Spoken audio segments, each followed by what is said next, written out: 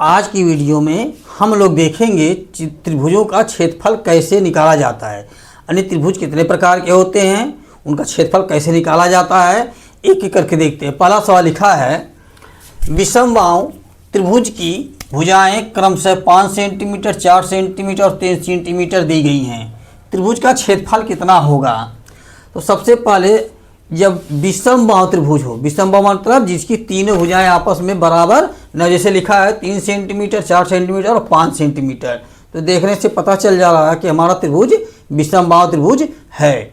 अब इसके निकालने के लिए सबसे पहले हमको निकालना होता अर्ध परिमाप। अर्ध परिमाप निकालने के बाद तब फार्मूला लगाते हैं। तो होता क्या है, त्रिभुज का अर्ध परिमाप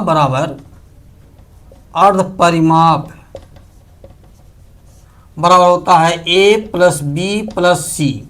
देखिए यदि इसको हम हटा दें, यहाँ अर्ध से हटा दें इतना, यदि पूरा परिमाप निकालना होता है तब क्या करते a प्लस बी प्लस सी, यानी त्रिभुज की तीनों भुजाओं को जोड़ देते हैं तो परिमाप हो जाता है। परिमाप का मतलब होता है इसके बाहर रेखाओं का माप, और क्षेत्रफल का मतलब होता है अंदर का। तो बाहर दिया है 5 सेंटीमीटर, 4 सेंटीमीटर, 3 सेंटीमीटर, लेकिन हमको निकालना क्या है, ये अंदर कितनी जगह घेरा हुआ है, तो इसको निकालना सीखते हैं। तो इसके लिए सबसे पहले क्या निकालें, त्रिभुज का अर्ध परिमाप बराबर होता है a प्लस बी प्लस सी बटे 2, यानी इसको हम यहाँ से हटा देते हैं क्योंकि ये पूरा परिमाप बताए हैं, हमको निकालना कितना है, आधा परिमाप निकालना है। अर्ध परिमाप बराबर a प्लस बी प्लस सी। अब देखिए इन दोनों को हम जोड़ते हैं, 3 धन 4 धन 5 बटे 2 कितना हो जाता है, 5 4 9 3 12, 12 में 2 भाग देते कितना हो जाता है 6। त्रिभुज का अर्ध परिमाप कितना होता है 6 सेंटीमीटर हमारा आ गया। त्रिभुज का अर्ध परिमाप होता है 6, अर्ध परिमाप बराबर इस त्रिभुज का होगा 6 सेंटीमीटर। अब लगाते हैं हम एक फार्मूला त्रिभुज का क्षेत्रफल निकालने के लिए, उसको कहते हैं हीरो का फार्मूला, हीरोज फार्मूला। जैसे होता क्या है, त्रिभुज का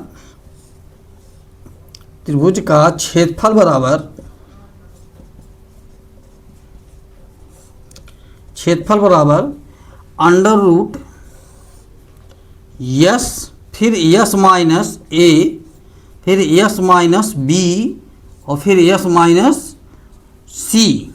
इन तीनों में संबंध क्या है, इन दोनों में यहाँ गुणे का चिन्ह छिपा है, यहाँ भी गुणे का चिन्ह छिपा है और यहाँ भी छिपा है। ये हमारा यस क्या है, यस यही जो हमारा अर्ध परिमाप है, इसको हम यहाँ यस से डिनोट करते हैं। यह यस से लिखा जाता है अर्ध परिमाप को, सेमी पेरीमीटर। यस का मतलब होता है सेमी पेरीमीटर।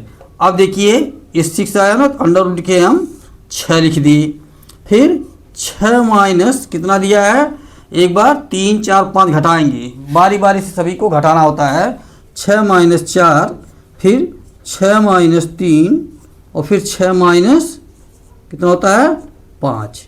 ये हो गया अंडर रूट। अब क्या होता है यहाँ, अंडर रूट 6 बचा क्या, यहाँ गुणे का चिन्ह छिपा तो यहाँ 2 बच गया, फिर यहाँ कितना बचा है, 6 में से 3 गया 3 बचा, और 6 में से 5 गया क्या बचा, 1 बचा।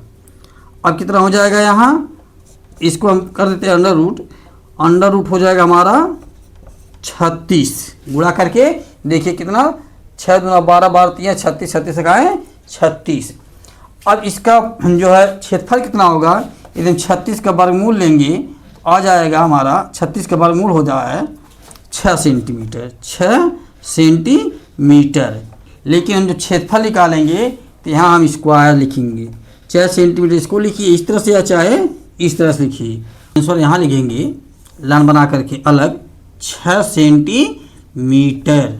6 सेंटीमीटर स्क्वायर, क्यों स्क्वायर लिखेंगे, क्योंकि क्षेत्रफल हमेशा स्क्वायर में ही निकलेगा, चाहे आयत का हो चाहे वर्ग का हो, या चाहे किसी का क्षेत्रफल तो स्क्वायर में लिखेंगे, लेकिन क्यूब कराएगा तो हम 3 बार लिखेंगे, पावर 3, क्योंकि क्यूब मतलब तो लंबाई चौड़ाई ऊंचाई, उसको 3D डायमेंशनल कहते हैं।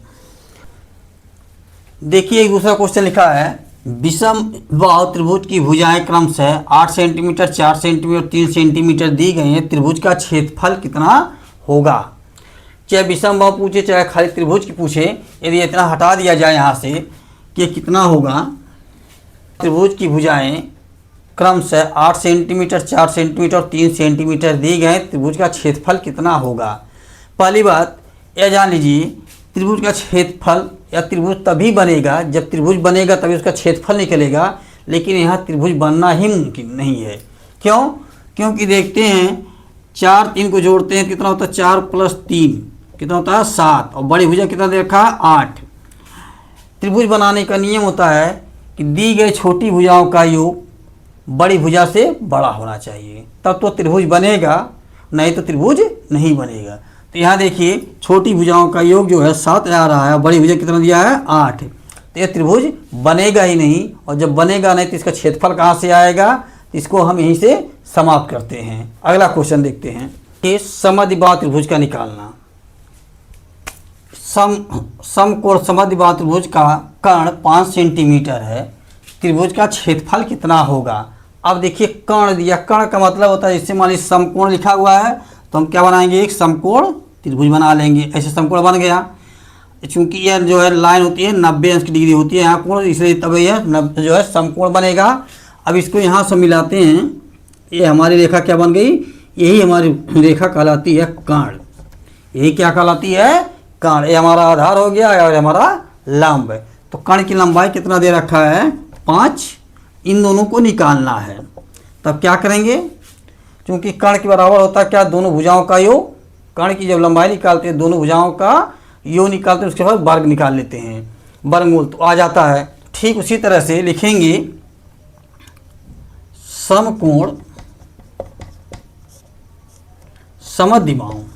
समद्विबाहु त्रिभुज का क्षेत्रफल, त्रिभुज का क्षेत्रफल बड़ा होता है, फार्मूला पहले इसका देखिए क्या होता है, 1/2 उसके बाद इंटू एक्स स्क्वायर या ए स्क्वायर।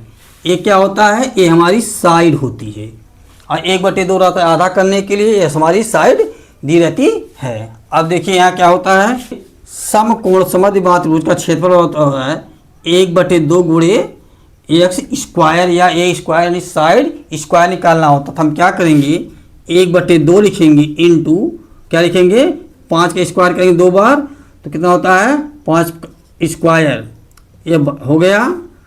अब देखिए यहाँ 2 लिखेंगे, क्यों, क्योंकि आधा करेंगे तभी क्षेत्रफल निकलेगा। अब यहाँ देखिए क्या होता है, 1/2 गुणे 25/2 हो गया। 25 का है 25 और 2 दूना 4, इसका जब करेंगे तो आए कितना 6.25 सेंटीमीटर स्क्वायर। इस तरह से हमने यहाँ 4 प्रकार के त्रिभुजों को देखा। पहला विषमबाहु त्रिभुज, उसके बाद एक ऐसा त्रिभुज पढ़ा जिसकी क्षेत्रफल निकलना मुश्किल है, क्योंकि उसके त्रिभुज बनेगा नहीं तो क्षेत्रफल आएगा नहीं, क्योंकि उसकी जो दिया गया था 2 छोटी भुजाओं का योग तीसरी भुजा के छोटा था, यह तीसरी भुजा बड़ा होता त्रिभुज बन जाता, इसलिए उसको निकाल दिए। और एक देखे हैं हमने समद्विबाहु त्रिभुज यानी समद्विबाहु त्रिभुज समकोण, और एक देखे हैं समबाहु त्रिभुज का क्षेत्रफल निकालना। यदि हमारा पढ़ाया हुआ अच्छा लगे चैनल को लाइक सब्सक्राइब कर लीजिए, जिससे आने वाली बराबर वीडियो आपको मिलती रहे। मिलते हैं।